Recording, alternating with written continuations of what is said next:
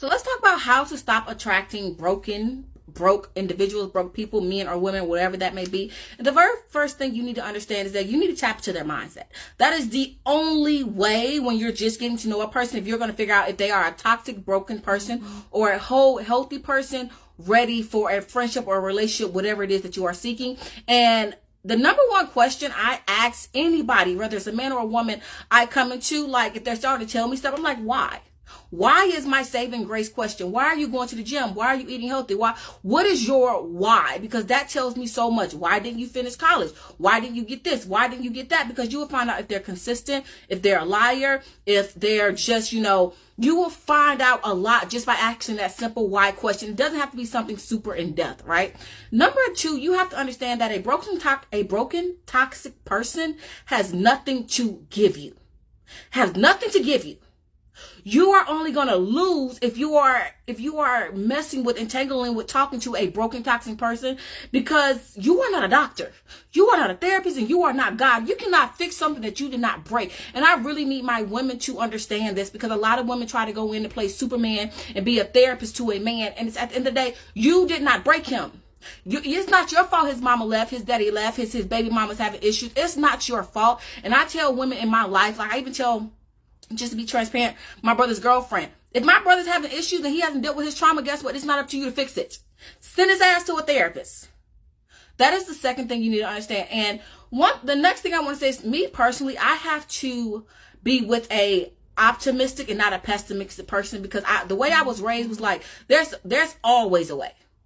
I was raised in the South, y'all. I was raised in the country, like with my grandmother. Like, we weren't going to the grocery store because it was miles and miles, like 40 or 50 miles away. So guess what? We grew our food. If we had a problem, we put some sticks and stones together and we figured it out. Like, there's always a way. If you can't go to the front, go to the back. If you can't go to the back, climb up a tree and then shimmy to the rooftop and then go through the chimney. There's always a freaking way. So for me, I have to be with a optimistic person and not a pessimistic person, because you're not about to sink my boat. And next, and I really need my black people, my black community to understand this, there is no reward at the end of the tunnel for staying down and struggling with someone, especially struggling with someone for issues and trauma that you did not cause. Alexa, turn off. Sorry. I used to believe that was my job. As a black woman, I'm supposed to be by my black man, but I realized that was some bullshit.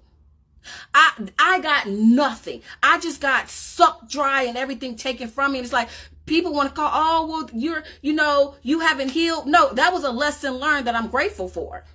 You know what I really think is funny? How people be so quick to call you bitter, angry, or tell you haven't healed because you won't let another person use and abuse you. You won't let that person get over on you. So guess what? You're bitter. And I find that it happens a lot with men. They're quick to call a woman bitter and angry and unhealed because she won't let another man get over on her. Like, I just really think that's interesting. That's all. But the next thing I want to say is this, and it's probably something common sense, but you have to understand that if that person does not have their own foundation together, they have nothing for you. And I'm saying that because once I paid off my debt, y'all, when I went to the hell to pay off my debt, get my apartment, get my car, get everything I had, these were things, I'm going to be honest, like I really did not have them when I was with my first guy, my ex, right? I had lost them. I was trying to get them together. And it's like, I didn't value them. I valued them, but I didn't value them as much as I do now. And I didn't understand the importance of having your own place. Not to shade anybody that has a roommate, but it's like, it hits different when it's you paying your own bill, you paying your car note, or you being the one that's keeping your shit going. And I look at it different now. Like, I look at a person different now. I'm like, you're not beneath me, but at the end of the day, we have totally two different things going on. It's like, and yes, I talk about how my guy helps me and stuff, but it's like, when I met him, I had my own shit. I was paying my own bills. Like, he saw what I was trying to do, and he was like, yo, let me help you because I see you have a solid foundation going. So let me help you with that. So I just want to drive that home. Like, if he ain't got, and I'm talking about a grown ass man, if he ain't got the solid foundation stuff down pack, he ain't got nothing for you. Keep going. Next, understand your worth and stop letting broken people determine that for you, who are underachievers. They're pessimistic. And a lot of times these broken people have low self-esteem. So it's like they don't think highly of themselves. Why are they going to think highly of you? Why are they going to motivate you? You are on a level 6. They're on a level 5. They can only give you advice up to a level fucking 5. You need advice from a level 6 and above. So stop letting broken people determine your worth. And last but not least, and this is kind of like a dating little thing.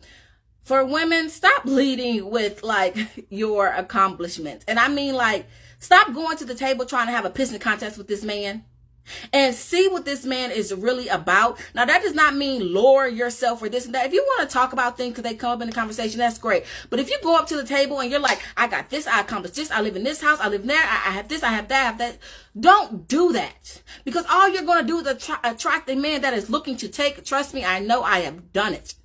Let your actions and your lifestyle show them the type of woman that you are.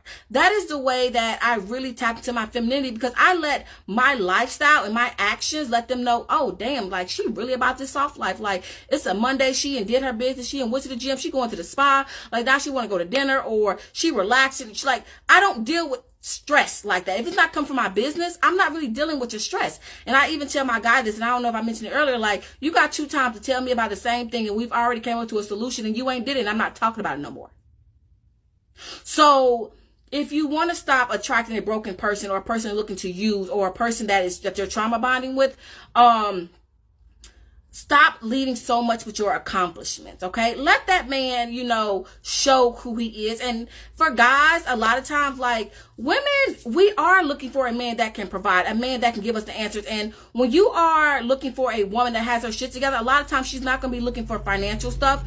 She's going to be looking for you to have a good mind on your shoulder, good head on your shoulders, and for you to give her some answers, like to stuff that she might not know, like business advice. Maybe for you to just listen because she's had a hard day and she's like, okay, what should I have done? Did I do something different?